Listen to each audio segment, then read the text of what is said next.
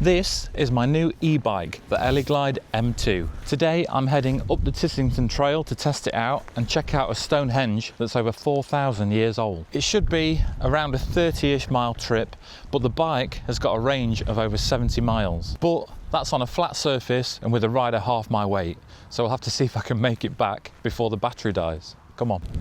Skid lid engaged, let's go.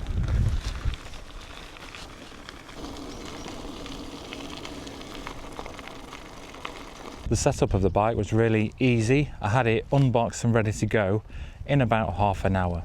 All you have to do is obviously get rid of all the packaging, put the front wheel on, bolt the handlebars on, and then slide the seat stem in. And once you've charged the battery up, you're ready to rock and roll. The bike costs around the £750 mark, about the same as a decent normal mountain bike. For the mechanicals of the bike, you've got these beefy 27.5-inch wheels with really chunky tyres on them for decent grip. You've got hydraulic front suspension with a lockout to give you a nice smooth ride. You've got 24-speed Shimano gears, and one thing that you don't get on a lot of e-bikes is hydraulic brakes. So you've got front and rear hydraulic disc brakes for some serious stopping power, and a manly bell. For the electrics, the motor is a 570 watt peak power unit that sits in the hub there. It's got less than a 250 watt continuous power output, which means that along with the fact that the bike is limited to 15 mile an hour for pedal assist and it doesn't have a throttle, it's perfectly legal to use in the UK as you would any other normal bike. And it's all controlled with this nice and intuitive panel on the handlebars here. So you've got power on and off button and an up and down, which just changes your level of power assist. And it just goes from 1 to 5. You can turn it off as well if you just want to go pure manual and leave it on 0.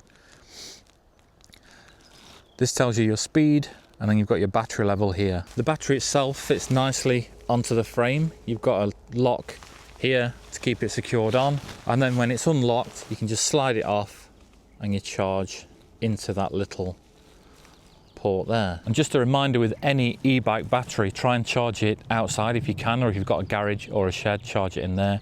There has been horror stories of them catching fire and exploding. I don't imagine that would ever happen with an Eleglide branded bike because they are a reputable brand, but just with any big battery like that, don't charge it in any sort of confined spaces and keep it outside if you can.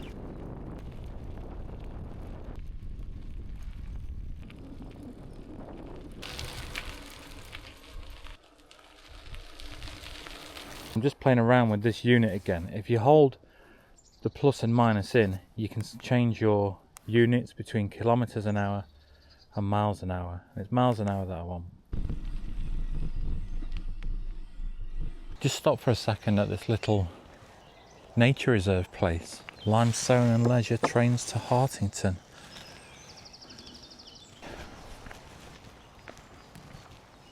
I think I've only got a mile or so to this stone circle, so we'll crack on, and then I might stop here on the way back for a drink and a bite to eat. Oh, I just passed the joggist, but I was too slow to get them on film. Joggist! What is this?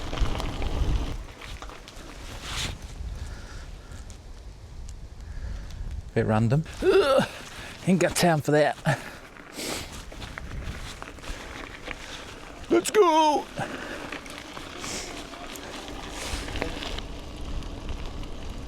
And they say electric bikes are cheating. It's still hard going up these hills.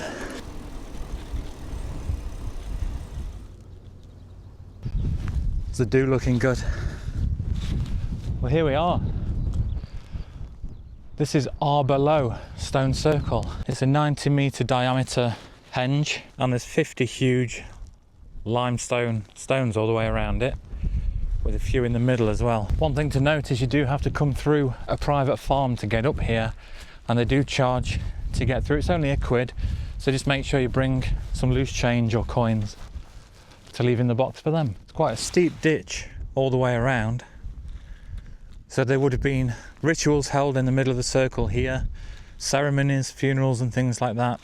And then for funerals they would have taken the bodies over to Gib Hill Barrow, which should be just over this direction. Not sure how old it is, because the sign when you first get to the farm says 6,000 years, and the sign at the gate says 4.5, and then you go online and it says 4,000, but either way, it's getting on a bit, isn't it? This is the signpost for Gibb Hill. Pause if you want to read it. We're going to go through this gate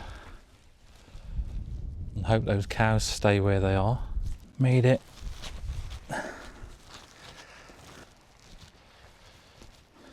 I didn't know whether you'd be able to come up onto the top of it or not, but it's clear that loads of other people have, because there's a path worn into it.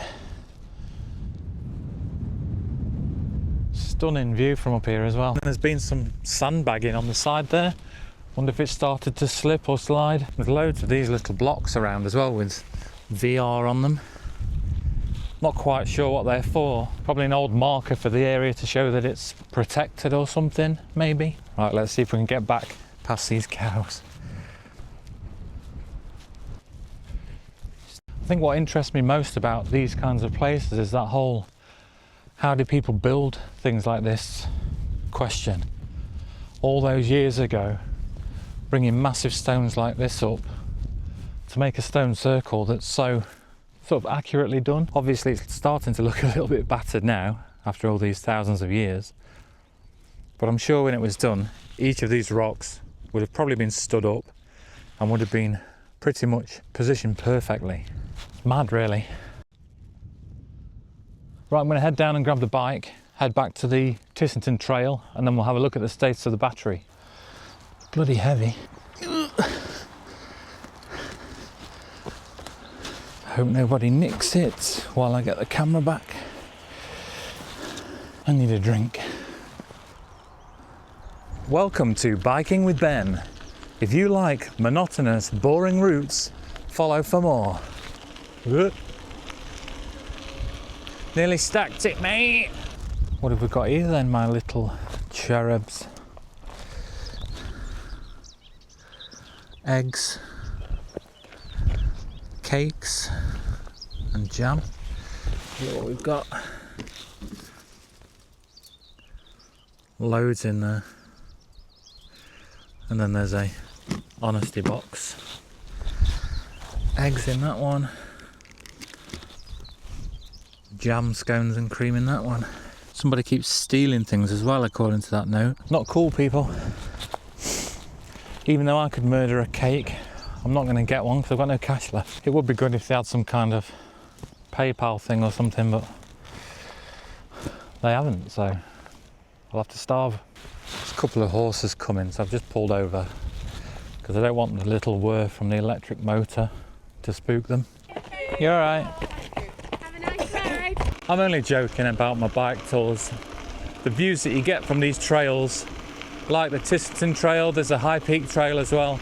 The views are just stunning, and they're all nice flat trails for cycling on or just walking along. The assistance from this electric motor just means that I can go further quicker. I am still getting a bit of exercise, getting out, getting some fresh air. Let's thrash some juice out of this battery and see where we're at down here. All right.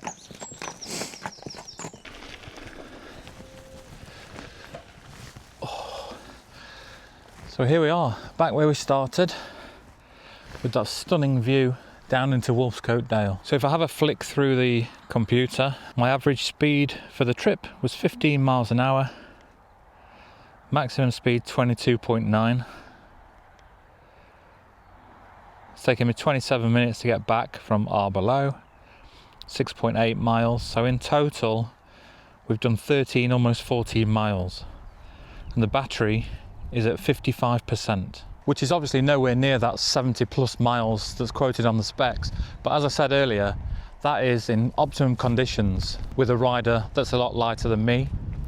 I was cycling into the wind all the way there as well, so that would have been taking extra power from the motor and therefore the battery. And I've had the assistance all the way up to level 5, all the way there and back, because go big or go home. So for the price, I think if you do use the discount code, it's coming in, as I said, around the price of a decent normal mountain bike. And don't forget, if you remove this battery, you've basically still got a 24-speed decent mountain bike with hydraulic brakes. If you're looking for an e-bike that you can use legally in the UK, this Eleglide M2 is definitely worth a look. Thanks to Eleglide for sponsoring this video. Thanks to you for watching. I'll see you next time.